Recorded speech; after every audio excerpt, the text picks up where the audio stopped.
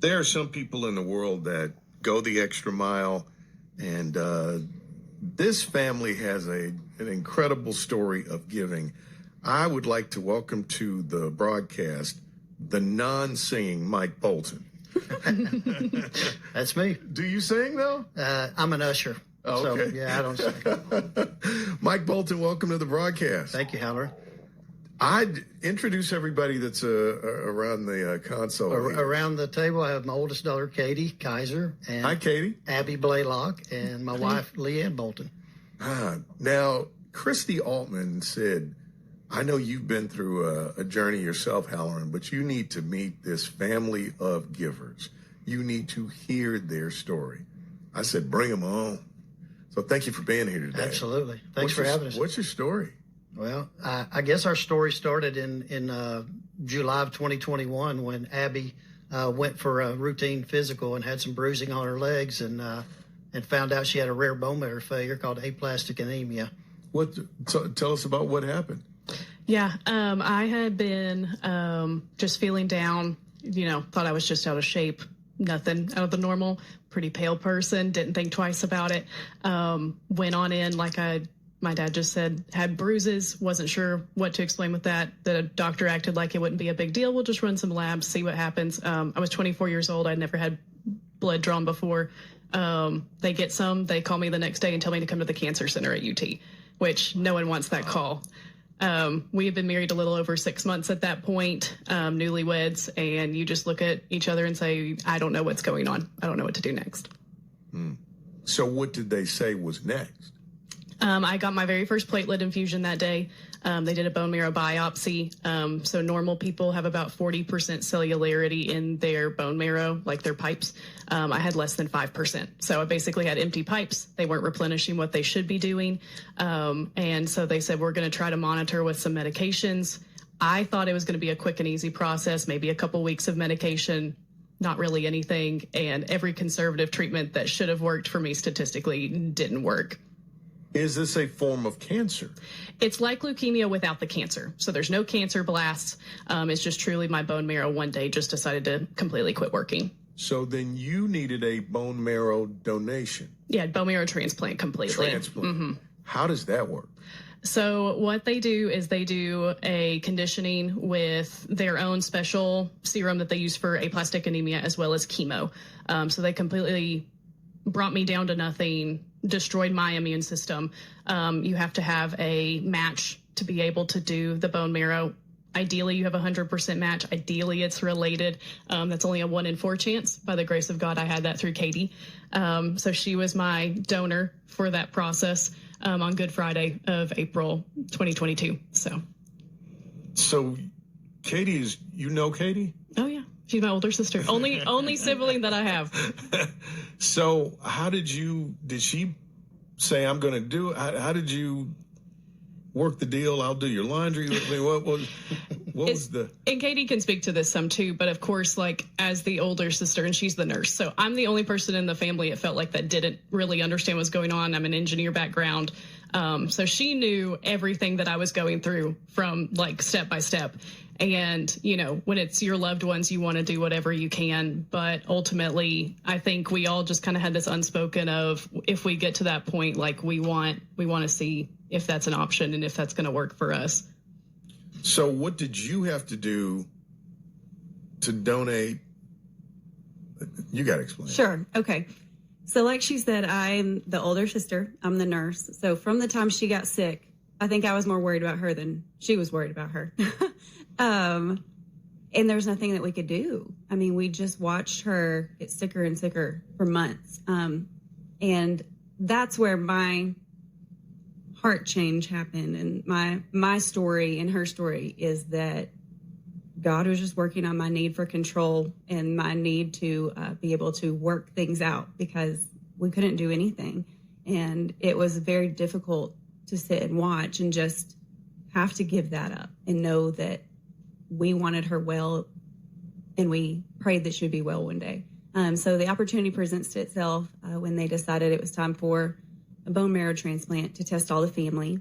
And you just do like a mouth swab that they send in, and there's all these they call it 10 out of 10 that they test, but a very specific matching. And we sent it off. And I remember writing on the bag, like, you're not done working miracles, right? Because it felt like to us, that would be a miracle. And I still remember getting the call. It was like 30-second phone call, and it felt like the world stopped. And they just said, you're a 10 out of 10 match for Abby. And then we laughed because I called her, and it was a little anticlimactic, like a FaceTime between us. And I was like, I'm a match. And she's like, you are? I am. And we're just like, let's do it. You know, that was the next thing. Felt hopeful for like the first time, really. So let's take a break. When we come back, I would like for you to describe what you have to do a bone marrow transplant. By the way, this is the first of many gifts that have happened here. This is an incredible story. Triple H Radio Experience. Mr. Bolton brought his 2 daughters that are living givers.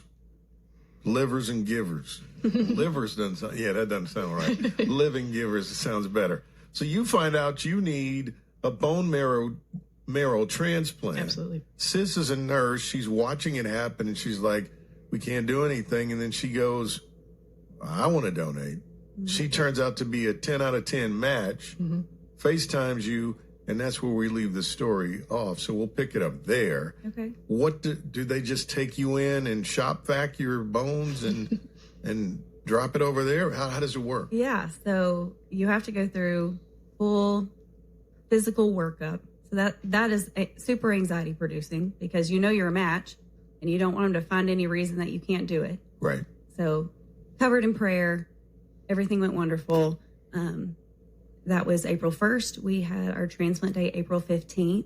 And basically the week before, they give you a medication that kind of stimulates your bone marrow, just like after cancer patients, after they go through treatments, it kind of helps rebuild it. So it's kind of supercharging mine.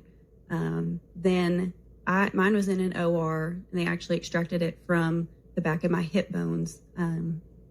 They took 1.2 liters bone marrow, put it in a bag, took it to Abby, hooked it up to her port, and just ran it in. She's failed to mention that this needle is like a turkey baster size. Yeah. I mean, it's a big to do. Needle. Yeah, absolutely.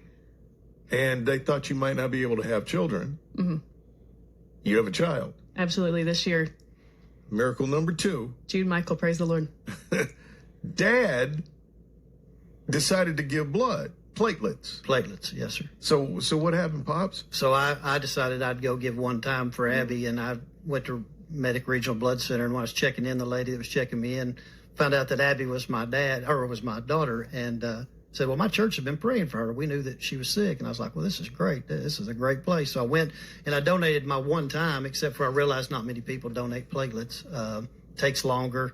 They don't last long out of your body. So there's a constant need for them. So I continued to give. And I think as of 2 weeks ago, I'm almost up to 22 gallons of platelets that I've given. But there's always somebody like Abby that needs them, cancer patients or trauma patients. It's been such a blessing. And when after I retired from UPS, I started going around and speaking to groups about platelet donations at Medic Regional Blood Center, and it's just been a blessing. So now you work at Medic? Part-time, yeah. I'm retired, Hallerin, but yeah, part-time, I love to go around and tell our story. You look too young to be retired. By the way, Mom is here too, and you're all tore up about this, aren't you? It's a powerful story. Well, there's more to the story, though. So we get you taken care of.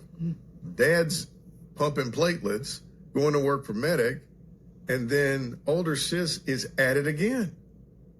Chris, she gave the bone marrow, and then she sees that somebody else is in need, and she decides to give her kidney.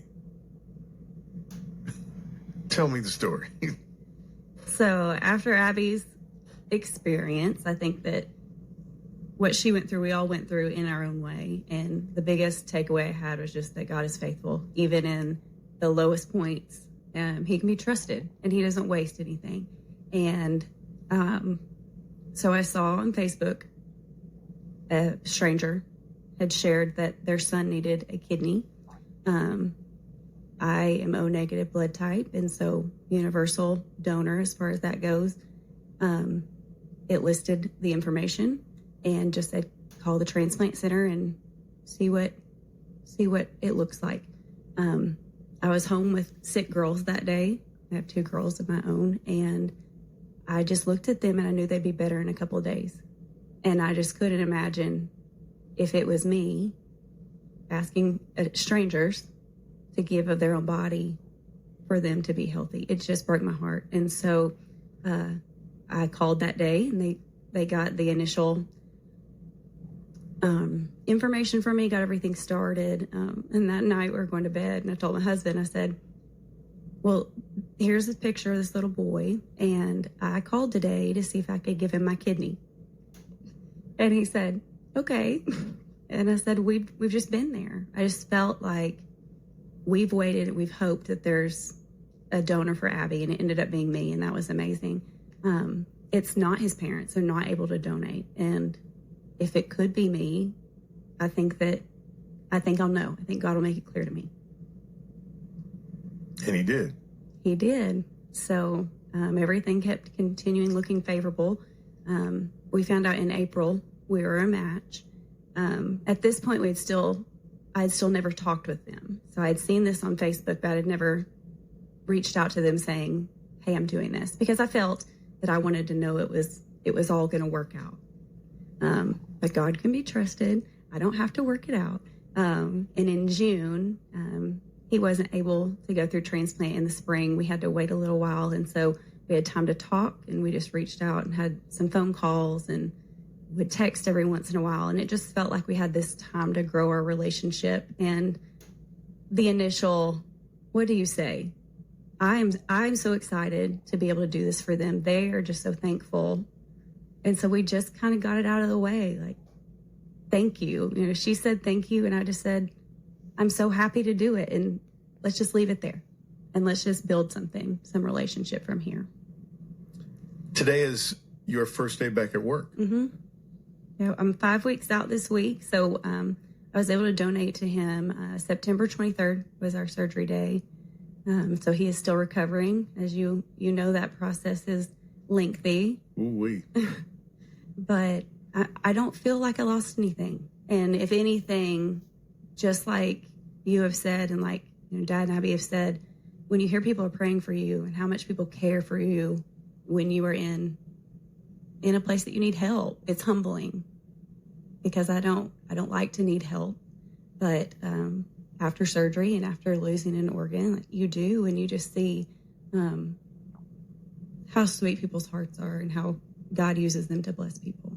Let's get a break. We come back. I got some other questions for you guys. This is just a miracle family. I'm going to try to get a spleen from your mom before she leaves, since we're giving out stuff here. Let's get a break. It's the Triple H Radio Experience. Mike Bolton is here with his awesome daughters. Please reintroduce everybody around the table. I'm Mike Bolton. This is my daughter, Katie Kaiser, and Abby Blaylock, and my wife, Leanne. I need to understand your faith. By the way, Katie donated her kidney to a 3-year-old boy. This is a whole other thing, and all of you keep talking about God. God will do this. God will do that. How is this faith so rich and deep in your family? What's that story? Well, when Abby first got sick, a month before that, I had preached in a prison and shared. We'd just come out of COVID, and we were down in Florida in a prison, and I had shared our constant in life is Jesus. He's the same yesterday, today, and forever. But how did you get there? Were you raised in the church? Yeah. I was raised in the church. Gave my life to Jesus when I was 11, and where'd you grow up? Here in Knoxville. I graduated from Central High School in '87. Yeah. So what made you say that I'm going to make sure that my daughters are raised and saturated in faith? This is what I'm trying to figure out. Oh, okay. Yeah. Because you have to look at your daughters and go, wow. Yeah. You got to be really proud of them.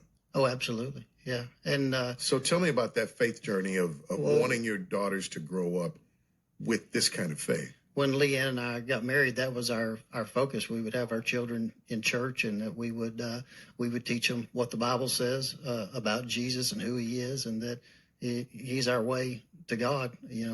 Nobody comes to the Father except through Him.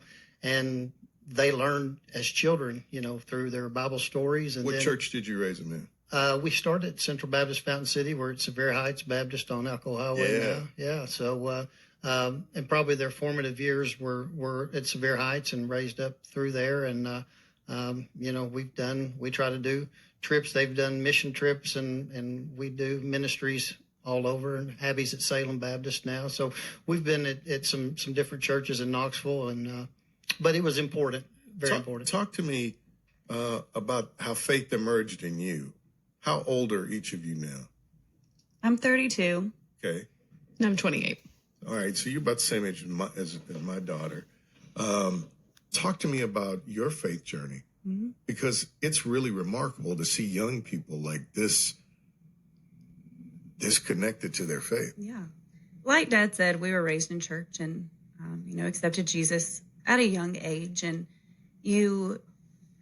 I think every person has a time that they make their faith their own, and you learn God's voice to you in those times that you aren't just in a church service or you aren't just in a Bible study. And for me, that biggest time was when Abby was sick, because it was the first time I felt like I had nothing else. Like there was no other thing I could do. Mm-hmm. And that was not a comfortable place for me. And I said I believed that God was with you in that. And I could choose then to believe that, or I could not. And there's times I didn't want to.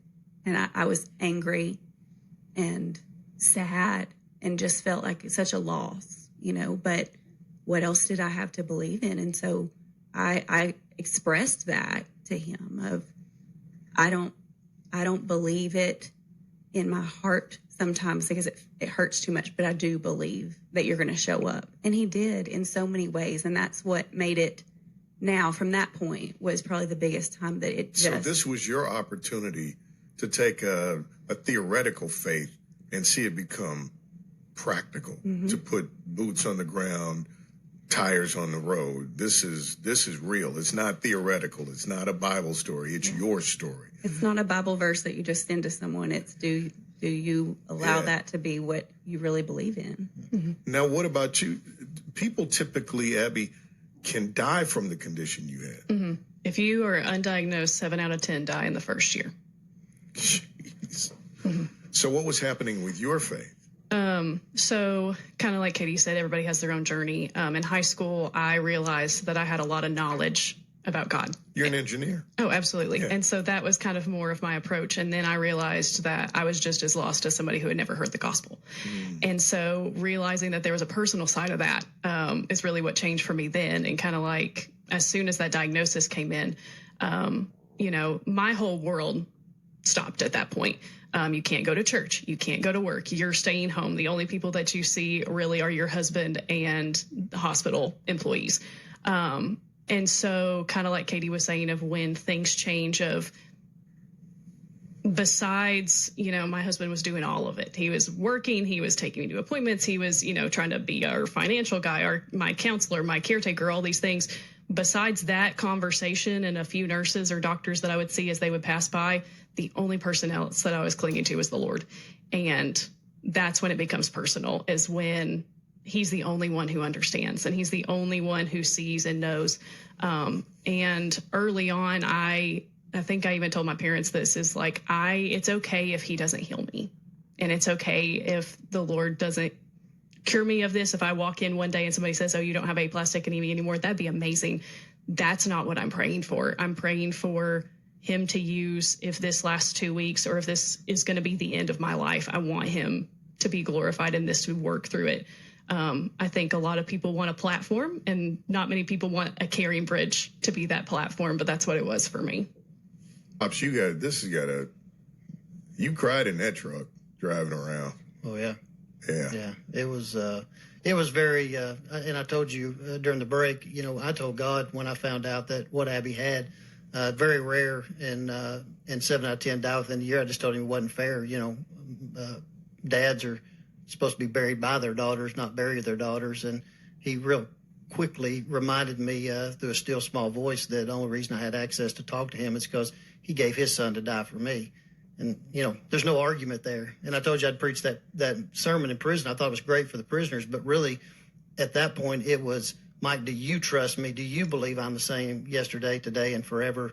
Or was that just a sermon you preached? And I said, let's do this. Just like Abby said, at that point, I had a peace that passed all understanding because she was his. And if he decided to take her home, she knew him as her Lord and Savior, and we'd see her again. But if he chose to heal her, then we're moving forward. It was very difficult. You're exactly right. Very difficult. How old are your daughters? 8 and 5. And your son? He's 9 months old. How are your daughters absorbing all of this? So whenever Abby was sick, my youngest was really small. She doesn't even remember her being sick. My oldest, we discussed it. Baba's sick. Baba is Abby. And I'm going to give her my blood to make her better. And so that was the kid version. So all she knows is I went and I gave Baba my blood, and now she's better. And now we have Jude, and she's good. So then it came time of, I'm going to give this boy my kidney. And everyone was like, how do your kids feel about that? And I said, they know that my blood made Abby better.